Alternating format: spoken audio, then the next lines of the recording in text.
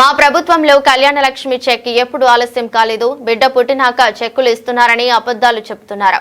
అలా నిజంగానే జరిగి ఉంటే అది అక్కడి ఎమ్మెల్యే కాలయాపన చేయడం వల్ల జరిగి ఉంటుందని బట్టి విక్రమార్క అన్నారు. కళ్యాణ లక్ష్మి బిడ్డ పుట్టి సంఖ్యలోకి వస్తే కూడా కళ్యాణ లక్ష్మి చెక్ రిలీజ్ కాలేదని చెప్తా ఉన్నారు. అధ్యక్ష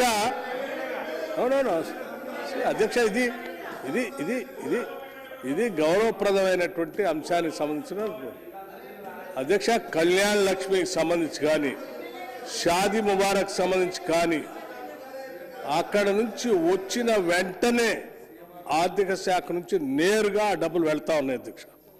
ఒకవేళ పొరపాటున అది ఆలస్యం అయిందని సునీతా లక్ష్మారెడ్డి గారు చెప్పినట్టు అది నిజమైతే అక్కడ ఉన్నటువంటి శాసనసభ్యురాలు సంతకం పెట్టకపోవటమో లేకపోతే అక్కడ ఉన్నటువంటి అధికారులు పంపించకపోవటమో అది అక్కడ ఉన్నటువంటి పాలనాపరమైనటువంటి ఆ శాసనసభ నియోజకవర్గంలో ఉన్నటువంటి వారి ఆధ్వర్యంలో జరుగుతున్నటువంటి కాలయాపన అయి ఉంటుంది తప్ప ఒకవేళ అది వచ్చి ఉంటే నేను ఎప్పుడు కూడా వారిని అడుగుతూ ఉన్నాను, ఆ డీటెయిల్స్ ఏమైనా ఉంటే పంపించండి.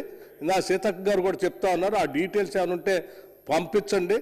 వెంటనే దాని మీద ఎందుకు ఆలస్యమైందో కూడా నేను లెక్కతో సహా మళ్ళీ సభలో చెప్పడానికి మేము సిద్ధంగా ఉన్నాం.